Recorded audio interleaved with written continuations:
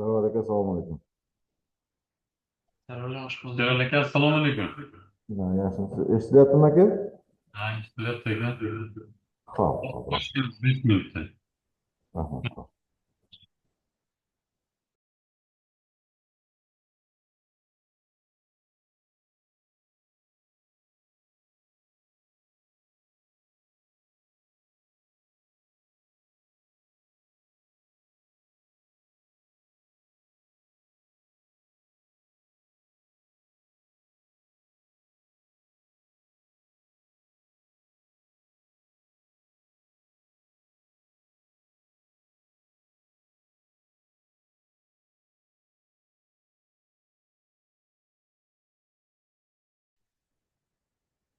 Assalomu alaykum.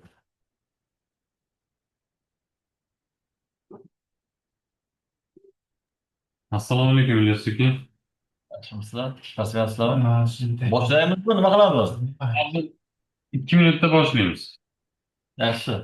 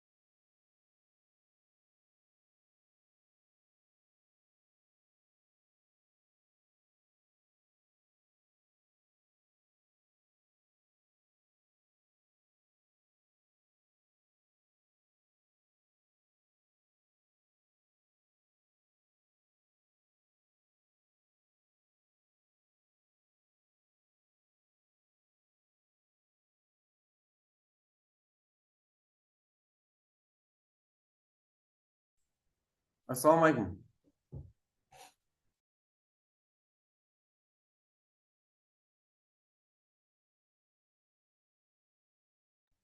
Assalomu alaykum. Uzr so'rayman, rahbariyat chaqirib qoluvdi.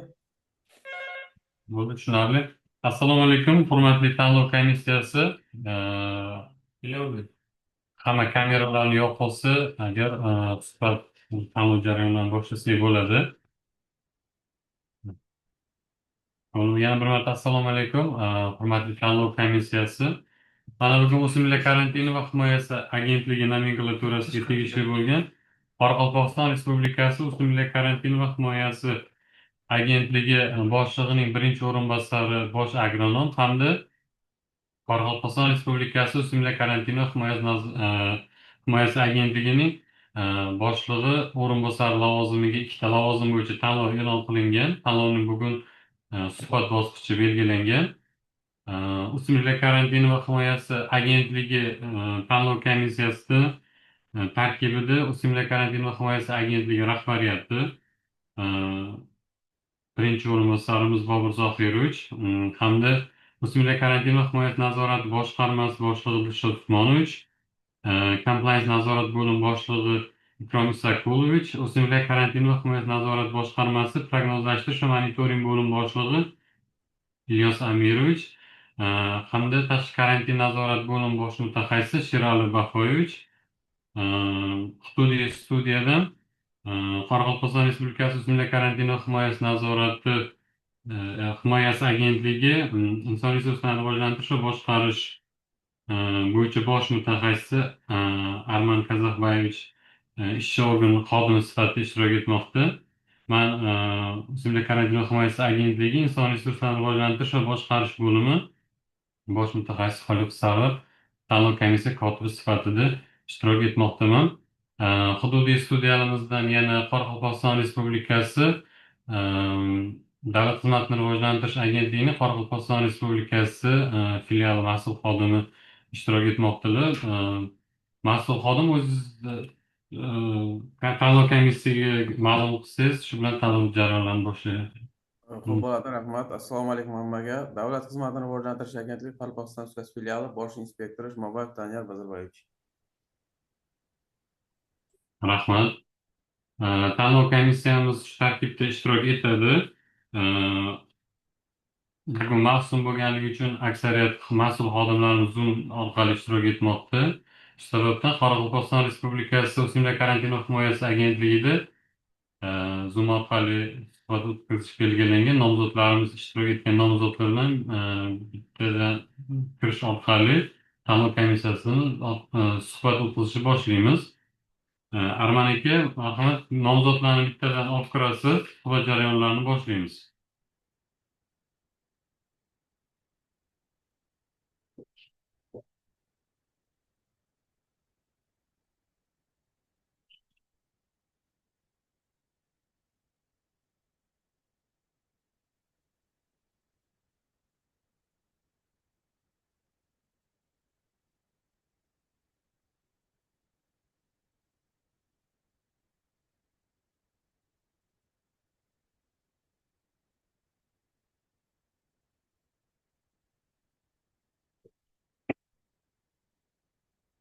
Assalomu alaykum, hurmatli nomzod.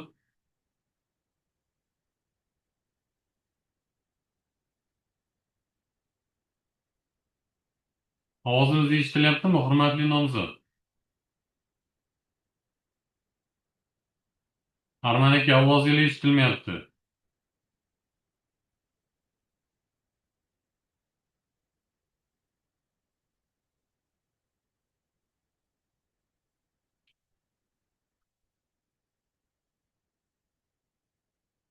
Ovoz eshitilmayapti, Arman aka.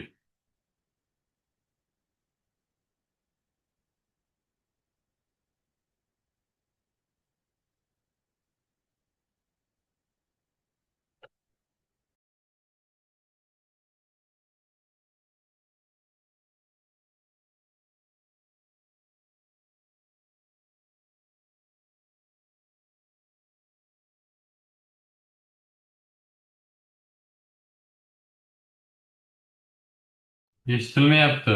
Qoraqalpog'iston Respublikasi. Harman aka, hozir tekshirdik-ku, nimadan bu? Ovoz eshitilmayapti. Eshitildimi, Sarvar aka? Endi eshitildi. Bo'ldi, bosing. Assalomu alaykum Sarvar aka. Assalomu Men alaykum. Ibnyaz Daryabay Davlatnazarovich. Boshqatdan qaytaring, ism familiya uch-so'zi. Ibnyaz Daryabay Davlatnazarovich. Assalomu alaykum. Hurmatli nomzod, o'zingiz to'g'risida qisqacha ma'lumot bering. Tanlov komissiyasiga tug'ilgan joyingiz, ishlagan joylaringiz, mutaxassisligingiz bo'yicha qisqacha ma'lumot bering. Men 1981-yili Shimbay tumanida tug'ilganman. Undan keyin maktabda tugatdik. 2004-yili Toshkent davlat agrar universitetining Nukus filialini bitirganman, agronomiyasini. Ondan keyin o'zimizning qishloq xo'jaligida meva sabzavot bo'yicha ishlaganman, mutaxassis ishini boshlaganman. Ondan keyin tumanga borib agronom bo'lganman. Ondan keyin защита rastliniyada rahbar bo'lib ishladim, kimyada ishladim. Ondan keyin APJ Aqsoqol Avul Sovet deymiz bizlarda, so'ng rais bo'lganman. Keyin tumanida hokim o'rinbosari qishloq xo'jaligi bo'yicha o'rinbosar bo'lganman. Ondan keyin aylanib Nukusga o'simliklar karantina ishga kelganman 18-yili. 18dan keyin 22-yilda masab ilm izlov instituti, tadqiqot institutida direktor lavozimida ishlab kelganman shu kunga deyim. Rahmat. Hozir qayerda ishlaysiz? Institut o'zimiz o'simliklar himoya qilish ilm izlov instituti. To'liq ma'lumot bering. Kim bo'lib ishlaysiz? Qachondan beri ishlaysiz bu lavozimda? Qanaqa lavozimda ishlaysiz? 22-yildan boshlab ishlayman. Yanvardan boshlab. O'simlik karantina himoyasi agentligining ilmiy tadqiqot institutida ishlaysiz, to'g'rimi? To'g'ri. Kim bo'lib ishlaysiz? Direktor bo'lib ishladim Nukus filialida. Ilmiy darajangiz bormi? Yo'q, men ne topshirib qo'yibman, endi temamni jaqlataman, xudo qalasa. Magistrim barim bor, tema olib o'tirman. Shuni mustaqil tema olyapman-da, mustaqil tema. Shuni ishlayapman. Tushunarli. Tanlov komissiyasi tomonidan nomzodga savollar bo'lsa, berishimiz mumkin. Tanlov komissiyasiga bitta narsa ma'lum qilmoqchi edim. Ibnyaz Daryabay Davlatnazarovich Qoraqalpog'iston Respublikasi O'simlik karantini va himoyasi agentligi direktorining birinchi o'rinbosari hamda shu bilan bir qatorda O'simlik karantini va himoyasi o'sha Qoraqalpog'iston Respublikasi agentligi boshlig'ining tashqi karantin bo'yicha o'rinbosari lavozimlariga ham ikkita lavozim bo'yicha nomzod sifatida ishtirok etmoqdalar. Shu tarafdan tanlov komissiyasi o'sha yo'nalishlar bo'yicha savollar berishi mumkin. Marhamat. ikkiga to'rt yo'l bekor yotdi. Assalomu alaykum. Hurmatli hamkasblar. Mana birinchi savolim, g'o'zani asosiy zarakonda va kasalliklari bo'yicha tushuncha bering. Assalomu alaykum. Paxtaning g'o'zaning bizlar birinchi marta yig'ishdan boshlab bizlar o'nib chiqqandan keyin birinchi marta havo rayini salqin kelgani sababli bizda shiratrips bosadi. So'ng qarshi kurashuv ilojlari, suspenziyalar bilan ishlab beramiz. Undan keyin uning oltin go'z trikogramma brakillarda vaqtida gektarına qarab mo'ljallatib beramiz paxtani. Ko'ziga tillan bo'ladi, undan keyin qo'shaq qurti bo'ladi bizda. O'rgamshak kana bor, ziyon beradi g'o'zada. Shularga qarshi kurashuv bo'yicha bizlar biolaboratoriyalar bilan yaxshi ishlashimiz kerak. Shular tavsiyalar nimalarni barini yozib chiqqanmiz. Fermer dehqonlarga tushunlik жұмыстарын olib boramiz.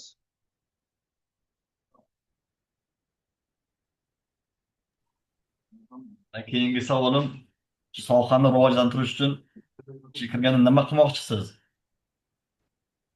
Xudo qalasa shu sohani karantin agentligida ishimni xudo xohlasa nasib etib o'tsam, eksport import mahsulotlarini ko'p dehqonlarga uyretib, tavsiyalarni berib, inspektorlarda dala nazoratlarini olib boruvda ham o'zimizning ekonomikasini ham rivojlantirish bo'yicha ham niyatlarimiz bor. Xudo xohlasa agentlikdan жұмыстарын орнына жайына қойып, республика масштабына алып шығамын деген ниетім бар. Hamma tavsiyanomalarimni жұмыстарды cho'pamlashtirib, rahbariyat tarafdan berilgan topshirmalarni vaqtida bajaruga va'da beraman. Rahmat. Mani boshqa savolim yo'q.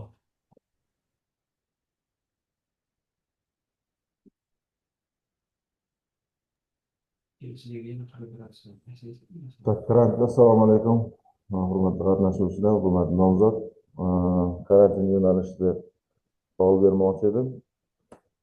Hududlarda karantin e'lon qilish tartibini tushuntirib bersangiz. Qaysi holatlarda e'lon qilinadi va uning tartibi? Bizlarda endi assalomu alaykum. Hududlarimizda karantin obyektlari aniqlangan vaqtda dala nazoratini qilib taqdimnoma kirgizamiz. Shahar inspektor fermerlarga taqdimnoma chaqiruv nesini olib, undan keyin karantin aniqlagan bo'lsa, so'ning obyektlarning barini inspektor hududda aniqlangan karantin obyektlar bo'lsa, bizlar o'zi 40 kunlik cheklov degandek, nazoratlarni olib borib, bizlar buyruq qarorlarni chiqaramiz hokim tarafdan olib.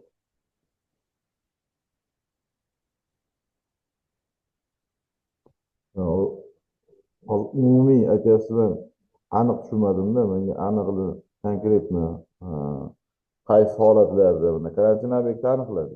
Keyingi harakat qanaqa bo'ladi? Bizga tushuntirib bering. Birinchi Hozir 1 minut. Men savolimni sal to'g'riroq qilib aytsam, o'shanga qarab javob berasizmi? Mana fermer xo'jaliklariga, tumanga, shaharga, viloyatga qanaqa karantin cheklovlari, karantin e'lon qilish tartibini tushuntirib bering, har bitta pozitsiyasini. Endi birinchi marta biz taqdimnoma kiritamiz. Ondan keyin hokimiyatga nesin hokim tarafidan qarorni chiqaramiz hokimning. Ondan keyin e'lon qilib bo'yicha hokimning qarorini chiqarib, hudud fitosanitar nazoratini choralarini yig'amiz. Bu qayerga e'lon qilindi? Hozir qayerga e'lon qilindi? Tumanga e'lon qilindimi? Tumanda bo'lsa, tumanning hokimning qarorini chiqarib, tumanning o'zini e'lon qilamiz shu yerda. Shahar, viloyatchi? Endi shahar viloyat bo'lsa, endi u o'zimizning общий respublika bo'yicha nesin vazirlar mahkamasına kirgizamiz. Bizler o'zi ministerlar kengasi deymiz bizlarda. So'g'an taqdimnomani olib qarorni chiqaramiz. Respublika o'zimizning ne bo'lsa. Hop, qisqacha tushuntirib beraman. O'simlik karantin to'g'risidagi qonunning 21-moddasida bu belgilangan. Ya'ni o'sha karantin obyektlari aniqlansa, unga qarshi chora-tadbir amalga oshiriladi. Chora-tadbir amalga oshirilganda uni yo'qotish imkoniyati bo'lmagan taqdirda bu yerda cheklovlar yoki karantin e'lon qilinadi. Karantin e'lon qilinishi o'sha davlat inspektorining taqdimnomasiga ko'ra tuman hokimining qarori asosida amalga oshiriladi. Bu fermer xo'jaliklarida. Tumanlar va shaharlar ularni cheklov o'rnatish bo'lsa, bu bosh davlat inspektorining taqdimnomasiga ko'ra Qoraqalpog'iston Respublikasi Vazirlar Kengashi, viloyatlar va Toshkent shahar hokimlari tomonidan amalga oshiriladi. Viloyatlarniki bo'lsa, Qoraqalpog'iston Respublikasi viloyat Toshkent shahar hududlaridagi karantin e'lon qilish bu bosh davlat inspektori taqdimnomasiga ko'ra Vazirlar Mahkamasi tomonidan e'lon qilinadi. Bu to'liqroq javob berish kerak edi. Keyingi savolim ekan, hurmatli nomzod, uzr. Mana nima o'rinbosar bo'lgandan keyin biza nafaqat tizimni bilishimiz kerak. Undan tashqari murojaatlarni bilishimiz kerak. Chunki to'g'ridan-to'g'ri murojaatlar bo'yicha hamda o'sha mehnat qonunchiligi bo'yicha bizda tushuncha bo'lishi kerak. Shu bo'yicha yana savollarim bor edi. Mana jismoniy va yuridik shaxslarni qabul qilish tartibini tushuntirib bering qisqaroq. Ularni murojaatlarini ko'rib chiqish muddatlari qancha?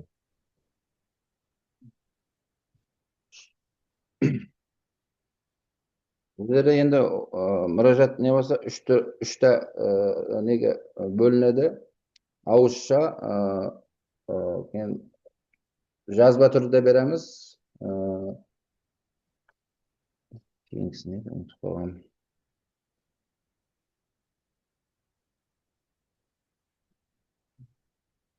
Biz 3 kun muddatida o'zi soni talqilab chiqishimiz kerak, to'g'risi.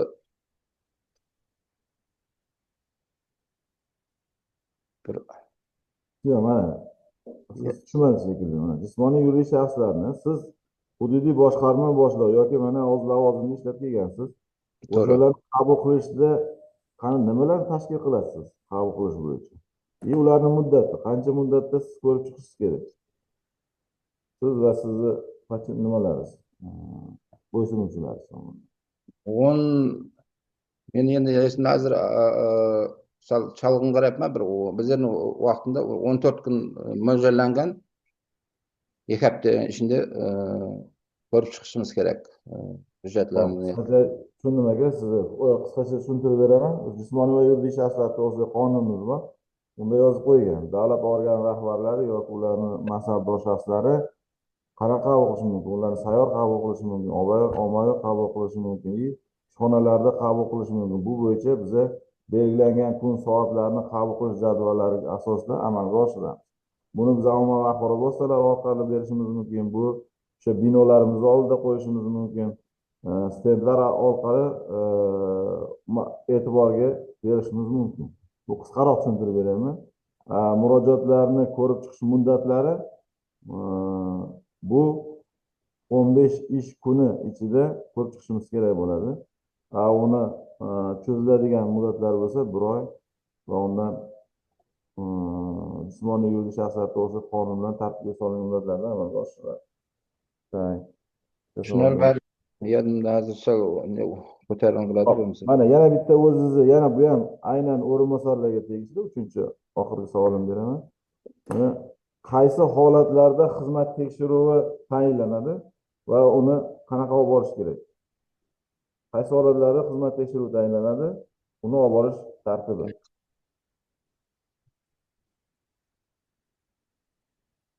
Xizmat qonun qoidalar buzilgan vaqtida istaytnedik bir vaqtida ish neler bo'yicha buyruqni nazorat qilib.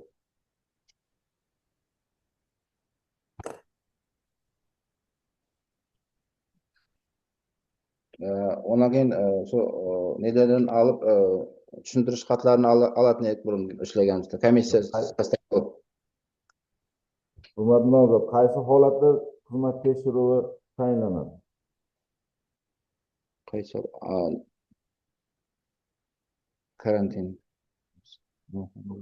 Yo'q, bu karantin emasda, sizni qo'yilayotgan nomzodingiz bu hududiy boshqarma boshliq o'rinbosari birinchi yoki birinchi o'rinbosari masalasi qo'yilyapti. Bu narsani umumiy tushuncha umumiy tushuncham bor. Endi hozir tilima ushlama kelmayapti, to'g'risi, biroq endi ko'pisini men ishlaganman o'zim ham vaqtimdan so'ng men nazorat qilib barcha hududlarda qanday ne bo'ldi hammasini shu kunga deyim 3 yil oldin ham karantinni o'zida inspektor davrnamasida ishlab, boshqarmada barida ishlab keltirman. Endigi jag'andan xudo qalasa hurmatli nomzod, oxirgi savolim, men tushundim. Xabaringiz bor, mana prezidentimizni 136-sonli qarorlari qabul qilindi. 2025-yil 8-aprelda. Bo'yicha qishloq xo'jaligi mahsulotlari eksport salohiyatini oshirish hamda qayta ishlash zanjirini rivojlantirish bo'yicha qo'shimcha chora-tadbirlar to'g'risida. Bunda imtiyozlar belgilandi-da. Qanaqa imtiyozlar belgilandi? Meva sabzavot mahsulotlarini yetishtirishda, qayta ishlashda, realizatsiya qilishda. Biz endi 136-qarorni bir ozgina burun o'qib chiqdim kecha. Endi qadaqlov, kalkulyator qilib sexlarni çökümleştiriw, ama solardyň tadbirkarlarga imtiyaz subsidiyalardan jardam berew nelerini okup edim da, jeňillikleri, nalogdan azat kılıw bir 12% ba solar imkaniýat so tadbirkarlardyň şart-şaraitlar jaratyp berew boýunça imkaniýatlar, imtiyazlar berilgen edi. Kadaklas sexlaryny baryny taşkyllaşdyryş boýunça.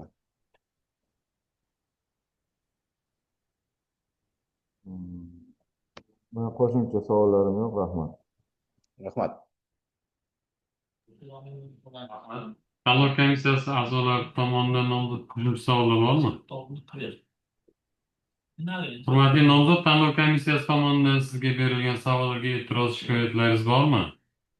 Yok, rahmat. Hammasi o'rinli savollar berdi. Baribir o'zi shu vaqtda ishlanadigan savollarni berdi. Sherali akamiz rahmat. Va to'g'risidan shu tizimli qonuniy jaqdan o'zi biz agentlikda qonun nizom bilan ishlashimiz kerak-da, to'g'ri haqiqatdan. Rahmat. Yo'q. Bana rahmat. Rahmat, hurmatli nomzod. Bu tanlov komissiyasi tomonidan beriladigan ballar natijasiga ko'ra elektron platforma orqali natijasini ma'lum qilamiz. Rahmat. Rahmat. Mana keyingi nomzod topib kiring. Bo'ldi. Xo'p.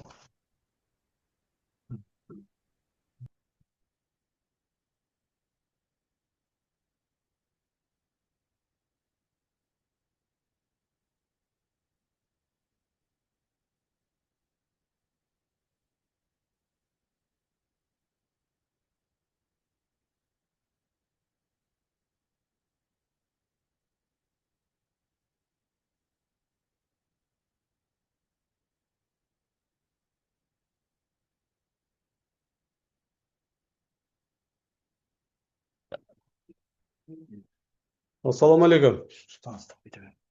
Assalomu alaykum, hurmatli nomzod.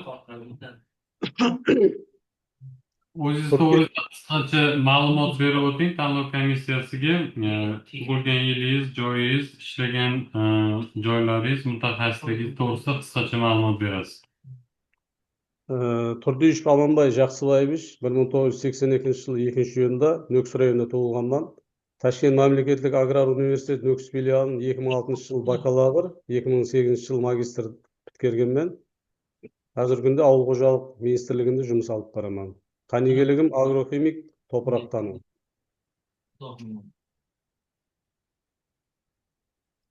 Ishlagan ish joylaringiz to'g'risida qisqacha ma'lumot bering. İşlеген жұмыс жайым 2007 yılı Qarabağstan Respublikası Өсімдіктер қорғау орайында бөлім бастығы болып істедім. Сондан 2016 yılı президент қарарыменен Қарақалпақ агрохимия химаяға өттік. 2021 yılı 5185 салда hürmetli президентіміздің қарарыменен жаңадан çökülmestirilen карантин агентлігінде бастық болып жұмыс істедім. 2023 yıl 16 oktyabrga kelgan. 2024 yıl 3 iyunda Qoraqalpog'iston Respublikasi Qishloq xo'jaligi vazirligi investitsiyalar monitoringi bo'yicha bosh mutaxassis lavozimida ishlab kelasiz hozirgacha, to'g'rimi? Yo'q, 2023 yıl 20 dekabrdan Qishloq xo'jaligi vazirligida ishlayman. Nima grafikada? To'g'ri, hozirgi kundagi lavozimingiz investitsiyalar monitoringi bo'yicha bosh mutaxassis, to'g'rimi? Xuddi shunday, to'g'ri. Rahmat. Tanlov komissiyasi tomonidan nomzodlarni savol-javoblarga o'tsak bo'ladi. Mazkur nomzodimiz ham birinchi nomzod kabi ikkita lavozim bo'yicha nomzod sifatida ishtirok etmoqdalar. Qoraqalpog'iston Respublikasi O'simlik karantin va himoyasi agentligi boshlig'ining birinchi o'rinbosari hamda karantin bo'yicha o'rinbosari lavozimlariga nomzod sifatida ishtirok etadilar. Assalomu alaykum, hurmatli hamkasblar, hurmatli nomzod. Mana birinchi savolim, mevali bog'larni asosiy kasalliklari va zararkunanlari haqida tushuncha bering. Assalomu alaykum. Mevali bog'larda ziyonkeslerden aytатын bo'lsak, alma qurti bor, so'rusham, kemiruvchi ziyonkesler. Qarabağcha aytsam tushunasizmi ya? Tushunamiz. Ha. So'ruvchi va kemiruvchi zararkunandalar bor asosan. Endi so'ruvchi zararkunandalar oq qanot, shira, nimalarga kemiruvchi zarar alma qurti, kasalliklardan aydium antraknoz, kalmaraz, nima?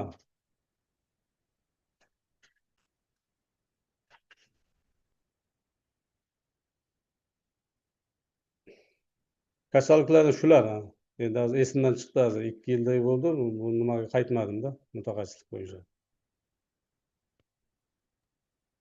Bularni qarshi kurash tadbirlari bo'yicha ham tushuncha bering-da.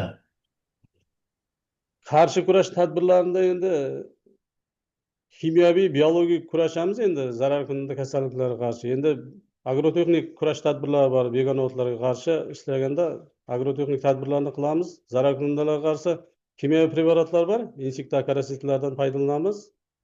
Begona o'tlarga qarshi gerbisidlardan. Endi hozirgi kunda ekologik toza mahsulot yetishtirish maqsadida biologik kurash ham ishlatilyapti. Endi 100% samara bermagan bilan baribir shiratirishlarni olyapmiz shu bilan ham.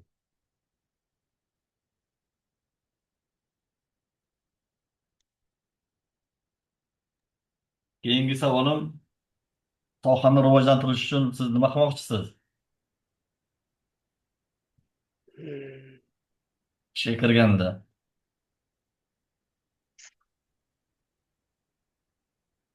Qiyin so'rov endi bu. Hamma narsa baribir xarajatga kelib taqaladi, hamma nimani qilish uchun. Proyektlarni ishlab chiqish kerak. Hozirgi kunda proyektlar bilan ishlayapmiz. Grantlar, xalqaro grantlarni jalb qilishimiz kerak. Hozirgi eng qiyin bo'lib turgan, oyoqdan tortib kelayotgan nimalar bor endi. Biolaboratoriyalarimiz bor, o'zingiz ham yaxshi bilasiz. Endi yaxshi oldindan ishlayotganlar yaxshi ishlayapti, lekin yetalab yuradigan biolaboratoriyalar bor. Shularga bir moliyaviy ko'mak berib, nimasi xalqaro grantlar hozir JICA bor, COICA bor, nima yoqdan Fransiya taraqqiyot agentligining ikkita bosqichi yurib turibdi bizda grantlardan. Shularda ham investitsiya kiritishimiz kerak-da.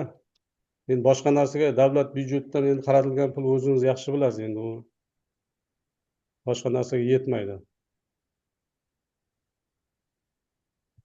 Rahmat. Sog' bo'ling. Boshqa savolim yo'q. Assalomu alaykum, hurmatli nomzod. Assalomu alaykum. Savolim, karantin o'rnatish va uni bekor qilish tartibini tushuntirib bersangiz.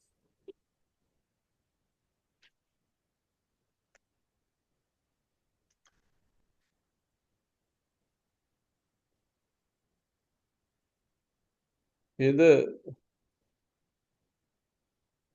tumanlarimizda endi bir dalamizda karantin ostida mahsulot zarar kunida bo'lmasa kasalliklar tarqagan bo'lsa,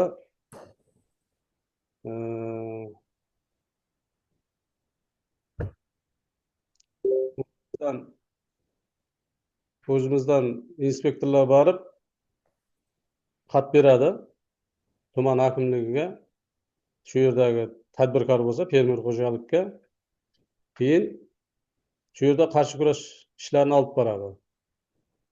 Zarar kunida kasalliklarni yo'q qilib, shundan keyin nima bo'yicha bekor qiladi. Endi bu qonun asli hujjatlarini esimda yo'q hozir, unutdim to'g'risi. Vazirlar Mahkamasining qarorlari esimda yo'q. Rahmat. Qisqacha tushuntirib beraman. O'smir karantin to'g'risidagi qonunning 20-moddasi bilan tartibga solinadi, hozirgi aytgan savol bo'yicha.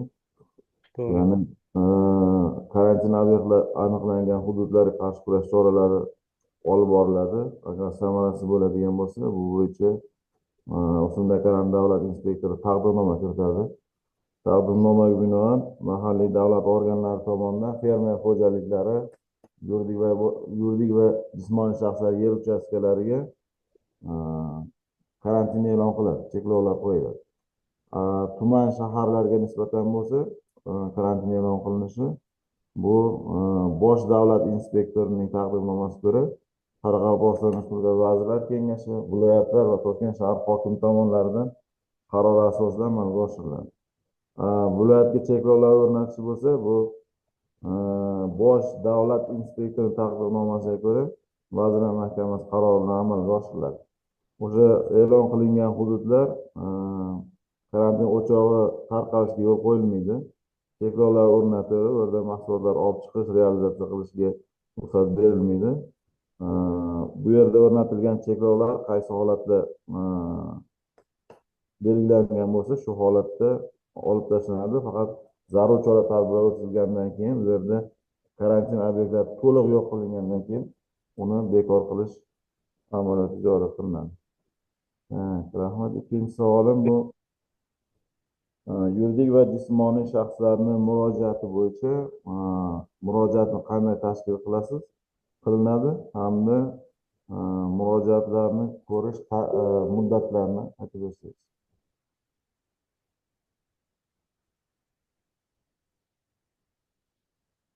Endi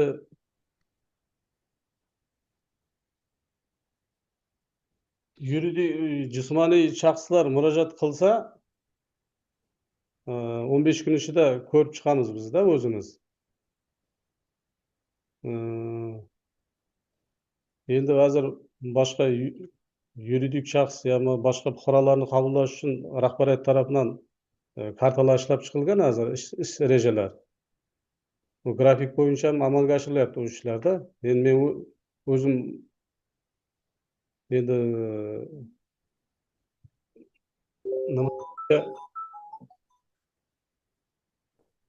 ish bo'yicha nima qiladigan murojaat tushgan bo'lsa 15 kun ichida o'rganib javobini beramiz murojaatchiga.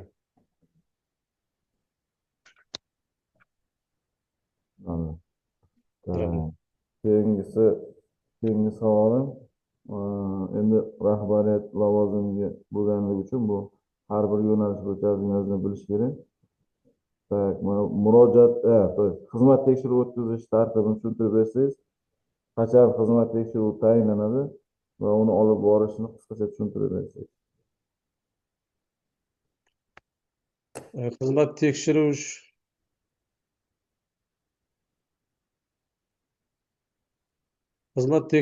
tekshiruv davlat mana sho'lkom mekamening boshlig'i ham komissiyasi tarafidan ishlab chiqiladi. Ishi komissiya tuzilib, shu bo'yicha o'tkaziladi u.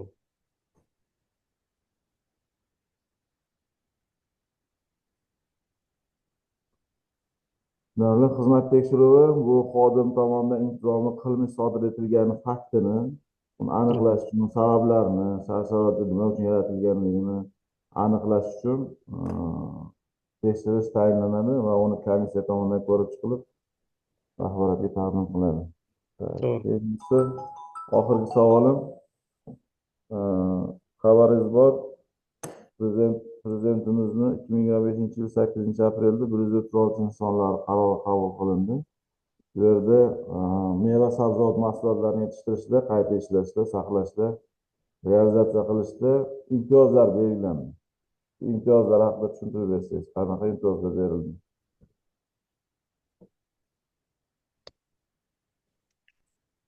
Bu qarorni o'qimadim to'g'risi. Endi oldingi nimada transportörlik xarajatlarini bir qismini qoplab berish bor edi oldingi nimada, hozir bu keyingi nimani o'qimadim to'g'risi. Rahmat. Rahmat. Tanlov komissiyasi tomonidan nomzodga qo'shimcha savollar bormi? Hurmatli nomzod, tanlov komissiyasi tomonidan sizga berilgan savollarga e'tiroz va shikoyatlaringiz bormi? Komissiya to'ramga rahmat. Vaqtingizni ajratgani uchun. So'rovlar hammasi o'zi ish to'g'risida to'g'ri berildi. Bu hech e'tirozim nimam yo'q. Rahmat. Hurmatli nomzod, suhbat natijasi elektron platforma orqali tanlov komissiyasi tomonidan berilgan ba'zilar berish orqali sizga bugun ma'lum qilinadi. Yo'lda rahmat. Rahmat. Arman aka, keyingi nomzod olib kiring.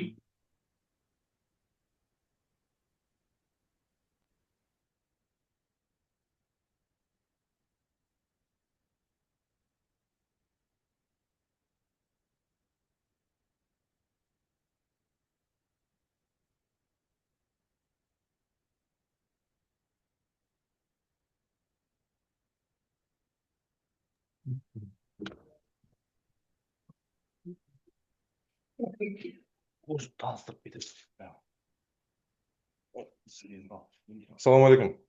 Assalomu alaykum, hurmatli nomzod. Saliyev Bahovuddin Zinoddin o'g'lida. Shunday ekan. Aha. Mazkur nomzod O'smirlar karantini va himoyasi agentligi boshlig'ining birinchi o'rinbosari, bosh agronom hamda karantin bo'yicha o'rinbosari ikkita lavozim bo'yicha nomzod sifatida ishtirok etadilar. Hurmatli nomzod, o'zingiz to'g'risida qisqacha tanlov komissiyasiga ma'lumot berib o'ting. Tug'ilgan yilingiz, joyingiz, mutaxassisligingiz, ishlagan ish joylaringiz bo'yicha qisqacha ma'lumot berasiz.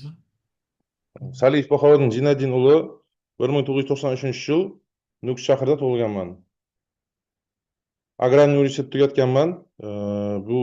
Bu kunga qadar shu aprel oyigacha 2021-yildan boshlab Xo'jayli tumani bo'limi boshlig'i bo'lib ishlaganman shu o'simliklar karantini va himoyasi agentligida.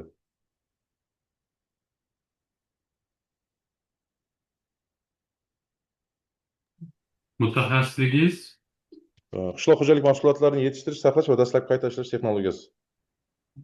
o'z yo'nalishingiz bo'yicha necha yil stajga egasiz? O'z yo'nalishim bo'yicha avval aksionerlik общество To'ran Xo'jaylida laboratoriya mudiri bo'lib ishlaganman 4 yil.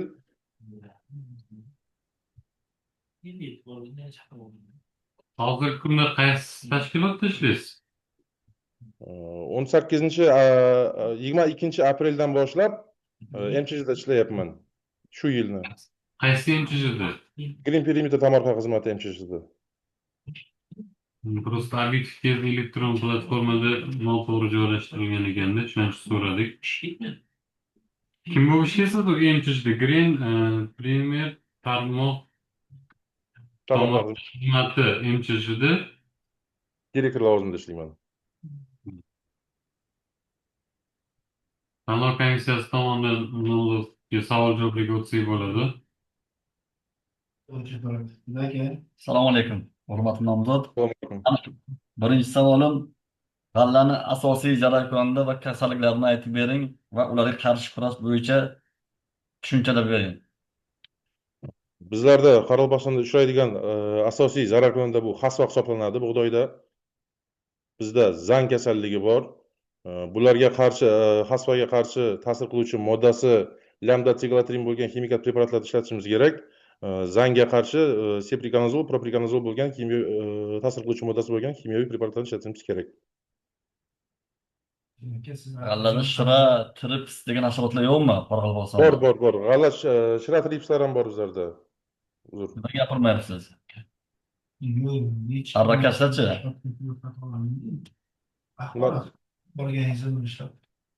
Arrakash bor. Bizda masalan septariyoz kasalligi bor, zang kasalligi bor. Nimaga gapirmayapsiz shularni?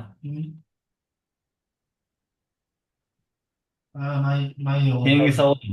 Karantin ahamiyatga ega bo'lgan zararkunlarni aytib bering.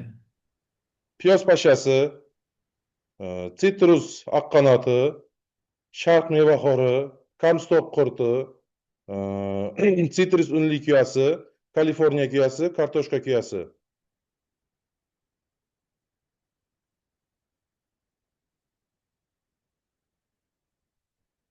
Zarpechaklar, pomidor bujmaychiking. Karantin obyektlari. Zarpechak yana bor, ambroziya bor. Ambroziya. Bor. Keyingi savolim, sohani rivojlantirish uchun nima qilmoqchisiz? O'smirlar karantini va himoyasi agentligini rivojlantirish uchun.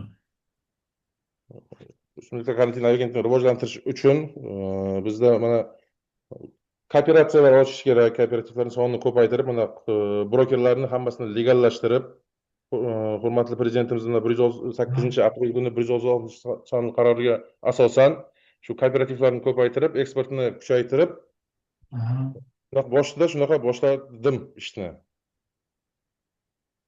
Shu yo'nalish bo'yicha ish olib borib. Keyin hurmatli prezidentimizning 30-dekabr 465-qaroriga asosan davlat chetlariga eksport bo'lib mahsulotlar chiqaradigan daraxtlarni ekib, shularni saralaydigan masalan kooperativ ochib ularni ham mana nima deysiz? Ha, shu prezidentimizni, hurmatli prezidentimiz 30 dekabr 465-qaroriga asosan davlat chetlariga katta ko'p qavatli uylarni oldilariga daraxtlar ekkizib, shu har mahallaga bittadan kooperativ tashkil etib, shu mevalarni yig'ib oladigan, sortirovka qiladigan, shularni eksport bo'lib mahsulot qilib, eksport qilishni boshlardim. Rahmat. Mana boshqa savolim yo'q. Savollar bo'lsa marhamat. Assalomu alaykum, hurmatli nomzod. Savolim sizga. Birinchi savolim, karantin o'rnatish va uni bekor qilish tartibini tushuntirib bersangiz. Bu mahallada, tuman, viloyatda, tuman, shaharda va viloyatda va uni bekor qilish tartibi. Qisqacha tushuntirib bersangiz. Assalomu alaykum. Masalan, karantin e'lon qilish uchun avvalambor tuman miqyosida tumanga hokimiyatiga taqdimnoma kiritib, hokimni qarorini chiqartirardim. Shu territoriyaga nima qilib karantin e'lon qildirib. Agar respublika miqyosida bo'lsa, bu bizlarda Qoraqalpog'istonda Vazirlar Kengashiga xat taqdimnoma qilib, shularni qaror chiqarish kerak karantin e'lon qilish uchun. Ha, e'lon qildingiz, keyinchi yana tushuntirib bering. Nima ishlar qilinadi o'zi? Nima cheklangan? Karantin e'lon qilingandan keyin nimalar cheklanadi? Hududingiz bor-ku, eshiting. Hurmatli nomzod. Mana to'g'ri aytyapsiz. Tumanda, demak, davlat inspektorining taqdimnomasiga ko'ra mahalliy hokimiyat organi e'lon qildi, karantin e'lon qildi. Keling bitta nima deylik, tadbirkorlik subyektida. Bu yerda qanaqa chora-tadbirlar amalga oshiriladi? Ha, qanaqa tadbirlar? E'lon qilingan joyda.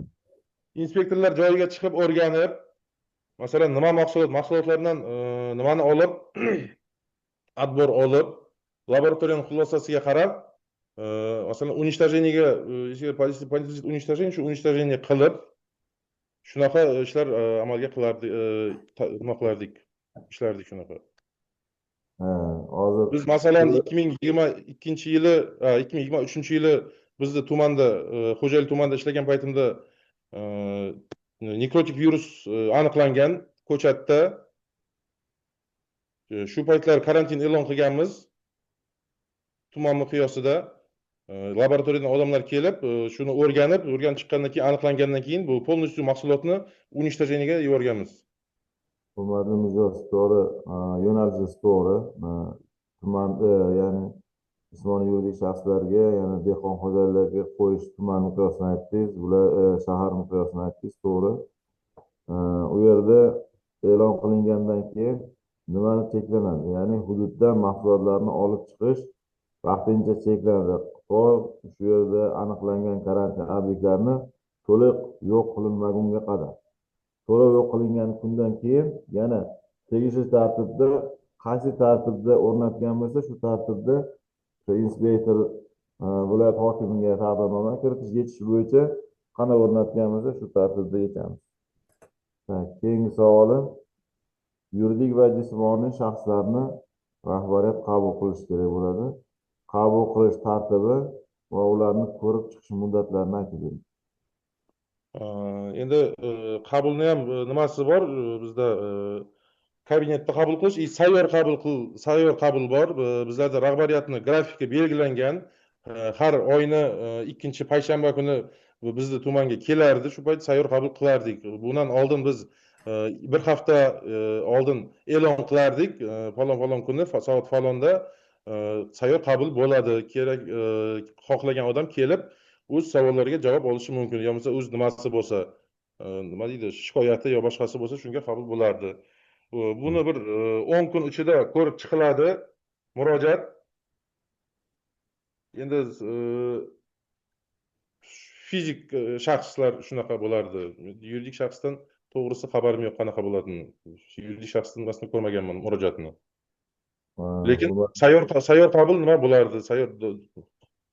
Hurmatli nomzod, yo'nalishingiz to'g'ri, sayyor qabul qilasiz, ishxonada qabul qilasiz. murojaatlarni ko'rib chiqish muddatlari jismoniy va yuridik shaxslar murojaati bir xil ko'riladi. U jismoniy bilan yuridik ajratilmaydi. Ya'ni ko'rib chiqish muddati eng minimal vaqti 15 kun. 15 kun. 15 kun ichida ko'rib chiqishingiz kerak. Agar qo'shimcha tekshiruvlar, ya'ni hujjatlar so'rab olish talab etiladigan bo'lsa, 1 oygacha ko'rib chiqish mumkin. Ya'ni ariza va shikoyatlar yana qo'shimcha materiallar solib olish mumkin bo'lsa, muddatlarni tegishli davlat organi tashkilot rahbarining istisno tariqasida yana 1 oyga cho'zishi mumkin. Lekin bu haqda o'sha murojaatchiga xabar beriladi. Sizning murojaatingiz mana shu masala bo'yicha yana cho'zilishi ma'lum qilinadi degan xabar beriladi. Bu ariza va shikoyat bo'yicha. Takliflar bor. Bundan tashqari takliflarni ko'rib chiqish, taklif kelib chiqqandan keyin 1 oygacha ko'rib chiqiladi. 10 kun muddat ichida yozma ularga xabar beriladi ko'rib chiqish bo'yicha. Nima ko'rilyapti, qanaqa stadiyadaligiga. Keyingi savolim xizmat tekshiruvi. Xizmat tekshiruvi qachon tashkil qilinadi va qisqacha tushuntiring, nimalar ko'riladi? Xizmat tekshiruvi bo'lganda savol bersam bo'ladi, MCHlarnimi yo o'zlarimizda o'tadigan xizmat tekshiruvimi? Farqi yo'q. Xizmat tekshiruvi kimga nisbatan qanaqa tartibda amalga oshiriladi? Masalan, xizmat tekshiruvi masalan tumanga nisbatan, tumanda shu o'zlarimizda ishlaydigan, karantinda ishlaydigan xodimlarga nisbatan rahbariyat tomonidan komissiya tuziladi. Komissiya tuziladi. Komissiya tuzilib, shu nima joyga borib, o'rganilib, ish faoliyatini, masalan, inspektor bo'ladimi, tuman bo'lim boshliq bo'ladimi, aktiv xodim bo'ladimi, ish faoliyatini o'rganib, shunga baho beradi xizmat tekshiruvi. Agar MCHni xizmat tekshiradigan bo'lsak, bunga avvalambor nima kerak? Buyruq kerak. Biznes ombudsmandan ruxsatnoma kerak. Yo'q, qarang. To'g'ri, yo'nalishingiz to'g'ri edi, boshqa joyga adashmang. Qarang, nima sababdan o'tkaziladi bu xizmat tekshiruvi? Komissiya tuzish to'g'ri aytdingiz, komissiya ko'rishini to'g'ri aytdingiz. Sababi nima? Nimani xizmat tekshiruvini tayinlash? Endi sababi deysizmi? Sababi. Yo'q, qonunga asosan masalan endi shikoyat kelib tushadimi, xizmat tekshiruviga biz asos kerak. Shikoyat yo ariza nima tushsa, shunga qarab xizmat tekshiruvi o'tkazadi. To'g'ri. O'sha xodimni xatti-harakati va to'g'ri baho berish uchun o'sha shikoyat bo'ladi, ariza bo'ladi yoki o'zini mehnat shartnomadagi vazifalarni to'liq bajarmagan bo'ladimi, shunga nisbatan bo'ladi. Keyingi oxirgi savolim, xabaringiz bor, Prezidentimizni 2025-yil 8-aprelda 136 sonli qarorlari qabul qilindi. Ushbu qarorda meva sabzavot mahsulotlari yetishtiruvchi, qayta ishlovchi, saqlash uchun samarador oshish uchun imtiyozlar belgilangan. Bu imtiyozlar bo'yicha tushuntirib bersangiz, nima imtiyozlar berildi? Hurmatli Prezidentimiz 8-aprel kuni 136 qabul qilingan qarori bo'yicha imtiyozlar bu agar siz dukkakli ekinlar yetishtiradigan bo'lsangiz 2027-yilga qadar saralash, muzlatkich yo qadoqlash sexlariga bojxona foizi 1% ga tushirilgan. Keyin kooperativlar uchun eksportbop mahsulot yetishtirish uchun международный nima olish uchun, sertifikat olish uchun hamma subsidiya tomonidan nima qilib beradi, qoplanib beriladi. Keyin 25% qadoqlash uchun sarflangan pulni subsidiya nimasidan qaytarib beriladi. Shunaqa shu kabi nimalar bor. Rahmat. Qo'shimcha savolim yo'q, rahmat. Rahmat sizga. Tanlov komissiyasi a'zolari tomonidan nomzodga qo'shimcha savollar bormi? Menda bitta savol bor edi. Marhamat. Assalomu alaykum, hurmatli suhbat qatnashchilari, hurmatli nomzod. Hozir siz MCH direktorisiz, adashmadim. Shunday. Nima? Hop. Endi O'zbekiston Respublikasining manfaatlar to'qnashuvi to'g'risidagi 931-sonli qonuni qabul qilingan 5-iyun 2024-yilda. Xabaringiz bor? Nima qaror ekanidan xabarim yo'q to'g'risi. manfaatlar to'qnashuvi to'g'risidagi qonun. Aha. Mana shu qonunga binoan davlat tashkilotlari va idoralarning xodimlariga nisbatan ba'zi bir cheklovlar borda. Mana shu cheklovlarda xabaringiz bormi? Yo'q, xabarim yo'q to'g'risi. Xabaringiz yo'q. Ha? Mana shunda bir cheklovlardan biri sifatida yozib qo'yibdi.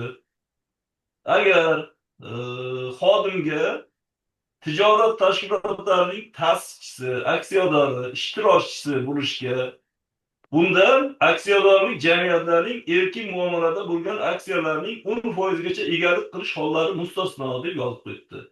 Hozir sizning holatingizda agar suhbatdan ijobiy xulosa bilan, ijobiy ball bilan o'tadigan bo'lsangiz, lavozimga tayinlanish oldidan mana shu faoliyatingizni manfaatlar to'qnashuvi to'g'risidagi qonunchilikka muvofiqlashtirishingiz talab qilinadi.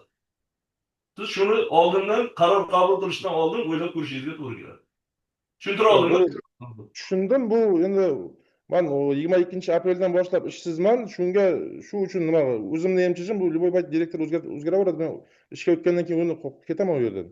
Yo'q, o'sha men qarshi emasman, bu tadbirkorlik faoliyati bilan shug'ullanasizman, lekin davlat xizmatchilariga qo'yilgan talablar bor-da. O'sha qonunchilik talabini sizga tushuntirib beryapman. Rahmat, tushundim. Sog' bo'ling. Rahmat. Rahmat, Komissar Quluch. Hurmatli nomzod, tanlov komissiyasi tomonidan berilgan savollarga e'tiroz va shikoyatlaringiz bormi? Aslo yo'q. Rahmat, hurmatli nomzod. Suhbat natijasi elektron platforma orqali bugun sizga ma'lum qilinadi natijasi. Rahmat. Rahmat. Arman aka, keyingi nomzod.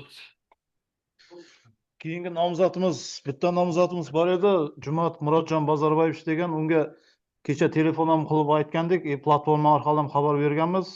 Bugun telefon qilsak, u qatnasholmayman, rad qilaman deb o'zini nimasini bildirdi. Rahmat.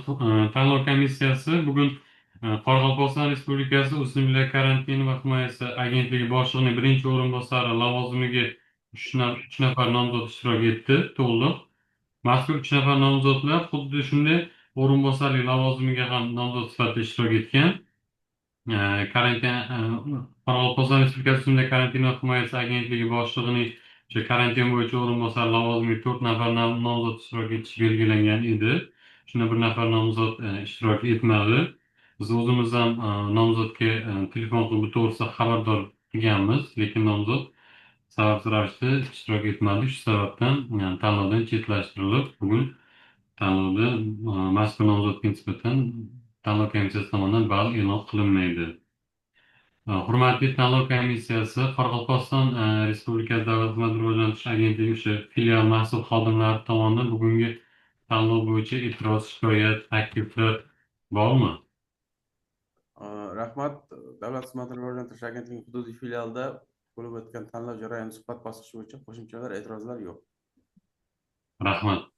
Tanlov komissiyasi tomonidan e'tiroz, shikoyatlar bo'lmasa, mazkur ishtirok etgan 3 nafar nomzod bilan bo'lib o'tgan suhbat natijasini vakansiya Argus.uz platformasi orqali ball e'lon qilinib, nomzodga natijasini ma'lum qilamiz.